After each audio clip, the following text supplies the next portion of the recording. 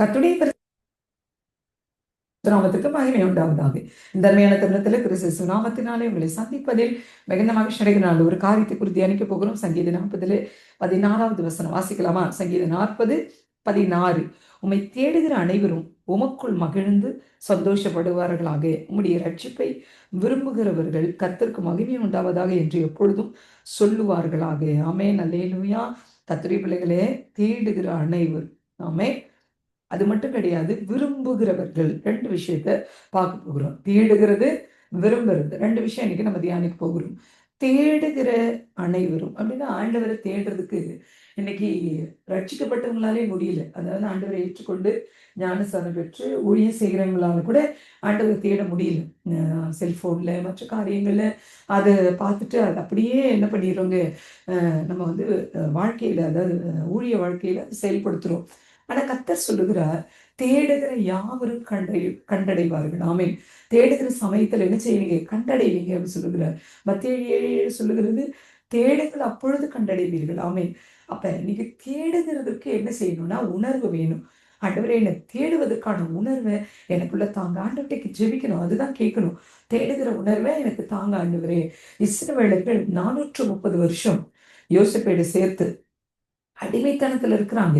1 வருடம் 2 வருடம் இருந்தாலே அந்த இருதயம் அப்படியே மைண்ட் செட் ஆயிடும்.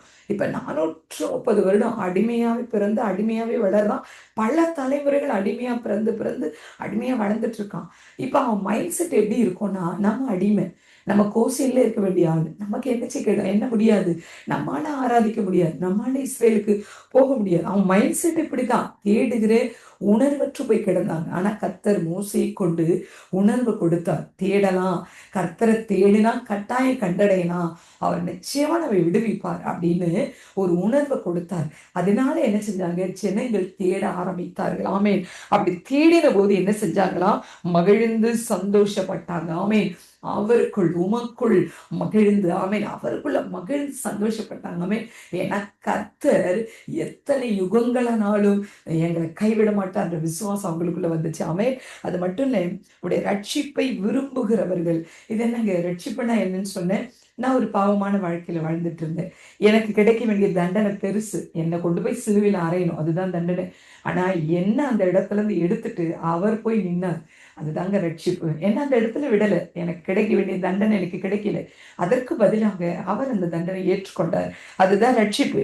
இப்ப அந்த ரட்சிப்பை விரும்புகிறவர்கள், ஆண்டவர் எனக்காக தான் மரிச்சார், எனக்காக தான் உயிரோடு வந்தார் அப்படின்னு அந்த விருப்பத்தை இருதயத்துல வைத்து நேசித்து செபிக்கிறவங்க அப்படின்னு அர்த்தம். அந்த ரட்சிப்பை, எனக்கு பாவ மன்னிப்பு உண்டாகட்டும், நான் ரட்சிக்கப்பட்டா போதும், நான் இயேசுவை ஏற்றுக்கொண்டா போதும் அப்படின்னு விருப்பமா இருக்கிறவங்களுக்கு என்ன உண்டாகுமா?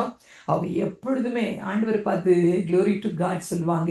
கர்த்தருக்கு மகிமை உண்டாவதாக என்று சொல்லுவாங்க. அதை சொல்ல சொல்ல கர்த்தர் இன்னும் மகிமைப்படுவார். அப்ப இன்றைய நாள்ல தேடுகிற உணர்வும் விரும்புகிற உணர்வும் கர்த்தரே நமக்கு தரணும். அதை கேட்டு பெற்றுக்கொள்ளலாம், ஜெபிக்கலாம்.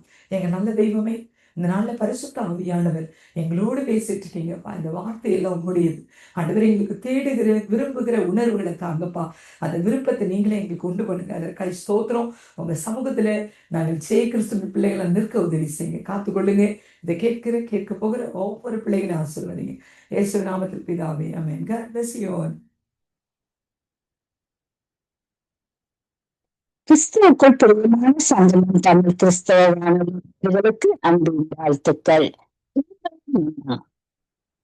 நிச்சயமாக நான் உன்னை ஆசீர்வதிக்கவே ஆசீர்வதித்து உன்னை பண்ணுவேன் என்றார். எபிரேயர் 6:13.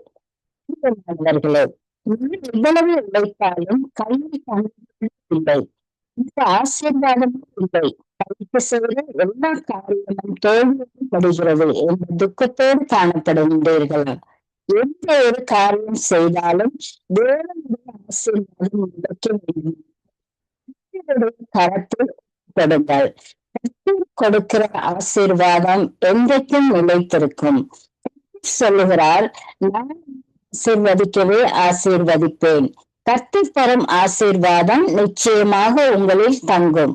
கர்த்தர் உங்களை ஆசீர்வதிப்பதற்கு ஆவலாக இருக்கிறார். அந்த ஆசீர்வாதங்களை பெற்றுக் கொள்வதற்கு நீங்கள் உங்களை கர்த்தருக்கு கொடுத்தீர்களா? உங்கள் இருதயத்தை கொடுத்தீர்களா?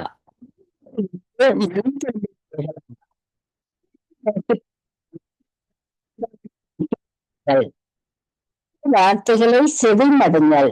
நேரம் கொடுத்து தேவ சமூகத்தில் நின்று ஆலோசனைகளை கேளுங்கள். எல்லா பாரங்கள், துக்கங்கள், வேதனைகளை கர்த்தருடைய சமூகத்தில் இறக்கி வையுங்கள். பற்றி பிடித்துக் கொள்ளுங்கள். அவரோடு பேசிக் கொண்டிருங்கள். உங்களை ஆசீர்வதிப்பதற்காக இரு கரங்களை நீட்டி உங்களை அழைத்துக் கொண்டிருக்கிறார். இடத்துக்கு செல்லுவோம், ஆசீர்வாதங்களை பெற்றுக் கொள்வோம். தேவன் தாமே உங்கள் ஒவ்வொருவரையும் ஆசீர்வதிப்பாராக. God bless you.